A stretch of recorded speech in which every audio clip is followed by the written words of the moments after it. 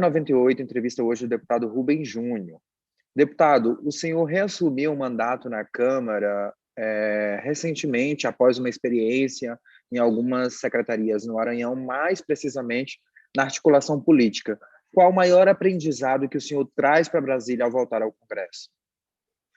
É uma soma de aprendizados. O primeiro, de ter integrado o time do governador Flávio Dino, governo que vem mudando a vida dos maranhenses.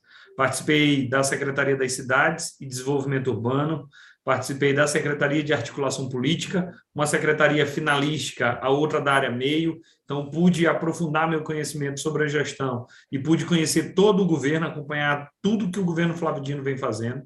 E ainda tive mais duas experiências que somaram também nesse momento, que foi ter sido candidato a prefeito de São Luís e também ter vencido um câncer. Todas essas experiências me amadureceram ainda mais, apesar da pouca idade, de 37 anos, já tenho 4 mandatos e hoje eu me sinto ainda mais preparado para representar o povo do Maranhão aqui na Câmara dos Deputados.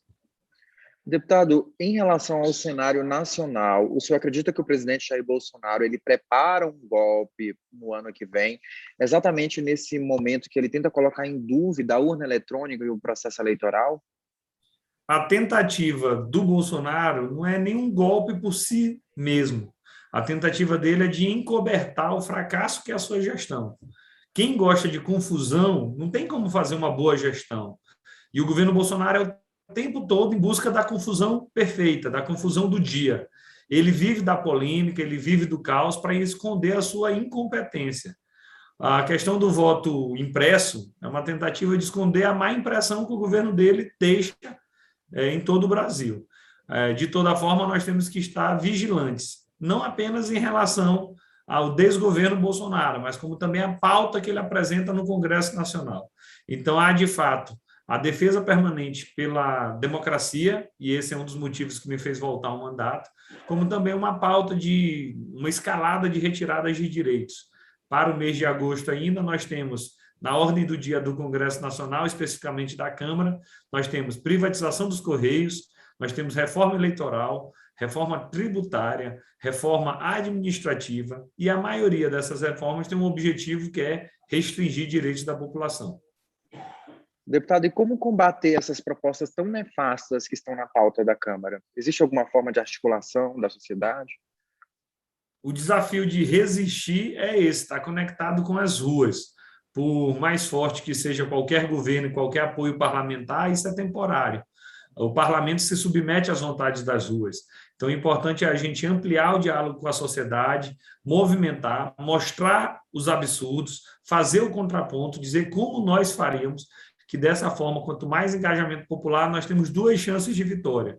Uma chance no debate pontual e uma chance no debate principal, que é a eleição do ano que vem. Então, acredito que a principal estratégia é, entre a oposição, esquecer as nossas diferenças, olhar os nossos pontos de convergência, que é a defesa do país, mas principalmente o diálogo com as ruas. Deputado, reforma política. O senhor é a favor do distritão?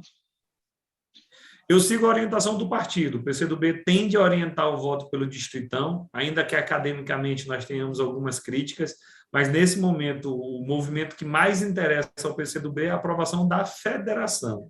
A federação PCdoB continua existindo enquanto partido, sobrevive a cláusula de barreira e hoje nós buscamos mais mandatos parlamentares com a questão do distritão, a realidade local e estadual do PCdoB. Então, hoje eu te diria que a tendência é que o PCdoB vote pelo distritão. Eu reconheço algumas críticas que tem ao modelo, mas nesse ponto nós estamos também lutando pela sobrevivência. Tu reparas que sempre que há uma crise democrática, um dos primeiros atingidos é justamente o PCdoB. Foram assim em vários momentos, em várias ditaduras. Então, agora não é diferente, com a escalada do bolsonarismo, o PCdoB, de novo, está em risco. E nós temos uma existência para além da atividade legislativa, para além da atividade parlamentar. O PCdoB é um partido que existe, que está nas ruas, que está nos sindicatos, que está dialogando com a população. Então, o nosso posicionamento em relação à reforma política será um movimento de defesa do PCdoB, que é um patrimônio da democracia do Brasil. Deputado, ano que vem, 2022, o governo Flávio Dino ele encerra um período de 8 anos, né, de gestão. qual deve ser, na opinião do senhor, o maior legado da gestão dinista no Estado? É o legado de mostrar que é possível se fazer um governo diferente, mostrar que é possível se fazer um governo para quem mais precisa. Um governo que não resolveu todos os problemas do Estado, é certo, mas que avançou em todas as áreas.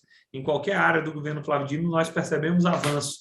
E o importante é que agora o Maranhão está no caminho certo, na direção correta. Resolvemos todos os problemas da educação? Não. Mas com o programa Escola Digna, nós reformamos e construímos mais de 1.000 escolas no nosso estado. Nós temos hoje uma rede de ensino em tempo integral e ensino médio profissionalizante, que é o IEMA. Nós temos hoje escolas em tempo integral, que antes não tinha. Então, a grande questão é, o Maranhão, na educação, está no caminho certo ou no caminho errado? Eu considero que está no caminho certo. Quando a gente vai para a discussão da política de saúde, o governo anterior preferia hospitais de poucos leitos, muitos hospitais de 20 leitos. O governador Flávio Dino inverte essa lógica, ele prioriza os hospitais regionais. E aí nós temos diversos hospitais regionais hoje espalhados no estado do Maranhão. Para teres uma noção, quando o Flávio assumiu, que não faz tanto tempo assim, nós só tínhamos UTI na cidade de São Luís e na rede privada de Imperatriz, apenas. Hoje nós temos UTI em São Luís, tem Imperatriz, tem Caxias, tem Timon, tem Balsas, tem Santo Inês, tem Chapadinha, tem Pinheiro, há uma rede de saúde. Quando tu pensas, por exemplo, em segurança pública, nós tínhamos o menor contingente da história de policial no estado do Maranhão. Hoje nós temos o maior. Então, o programa Mais Asfalto, com mais de 2.000 quilômetros de asfalto, muito mais.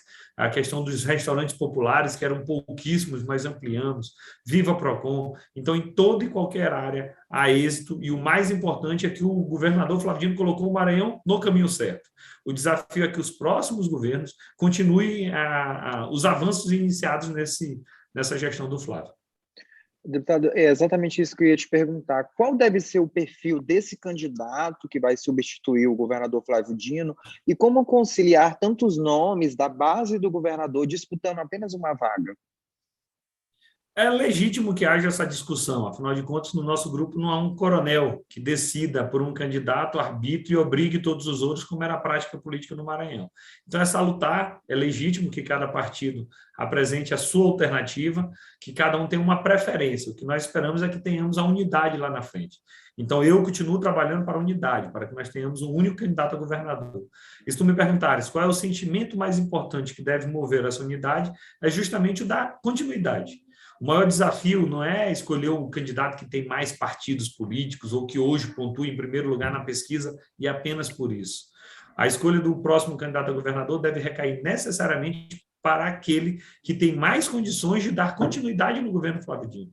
A prioridade não é olhar apenas para os políticos, mas olhar principalmente para o povo. Quem tem condições de dar continuidade? Quem vai manter o Escola Digna? Quem vai manter a regionalização da saúde? Mais Viva Procon, quem vai aumentar o número de restaurantes populares. Quem tiver mais condições de fazer isso é que seguramente será o candidato anunciado pelo governador Flávio Dino.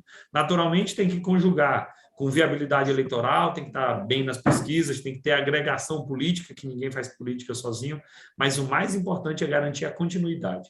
Eu continuo apostando. Na hora que o governador Flávio Dino anunciar o seu pré-candidato, esse pré-candidato passará a ser o favorito na eleição do ano que vem, por conta do apoio do governador Flávio Dino, que na última pesquisa que eu vi, tinha 75% de aprovação, fruto do seu trabalho, e o povo reconhece quem está trabalhando no nosso estado. Deputado, na sua opinião, o que se deve o Brasil ter tido uma das piores gestões da pandemia no mundo? Na verdade, é por conta do negacionismo por parte do governo federal. Para eles, eles nunca consideraram a pandemia como algo grave, era uma gripezinha, dizia e daí, e não deu a preocupação devida.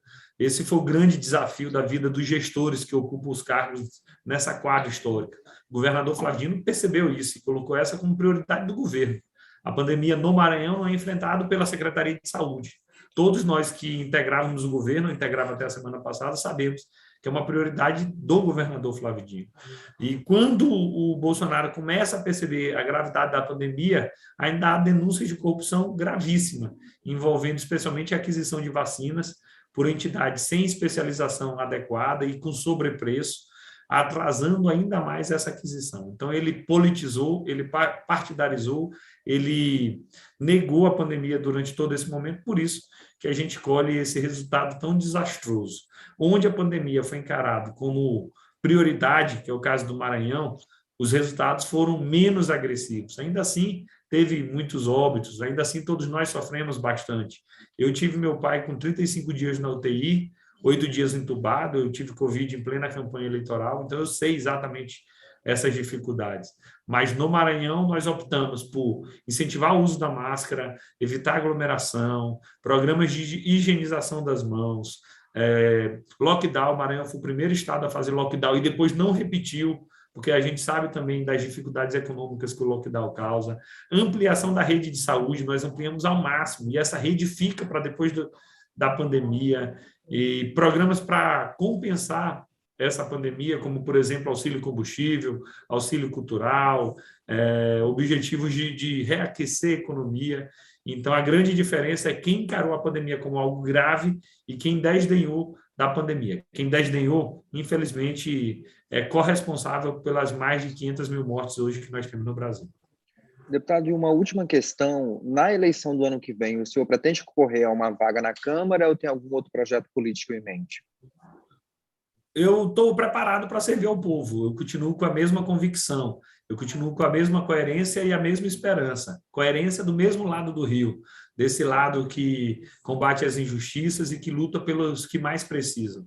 A minha carreira toda, a minha trajetória toda foi desse mesmo lado do rio. E também com esperança de que muita coisa boa ainda está por vir. Hoje eu sou pré-candidato a deputado federal, mas estou à disposição do povo do Maranhão. Não tenho a vaidade de necessariamente disputar uma eleição. Eu posso servir disputando uma eleição ou não, em um cargo ou não, o povo do Maranhão que vai decidir. Mas hoje eu te afirmaria que eu sou pré-candidato à reeleição e entendo que posso ajudar muito o nosso Estado aqui na Câmara dos Deputados.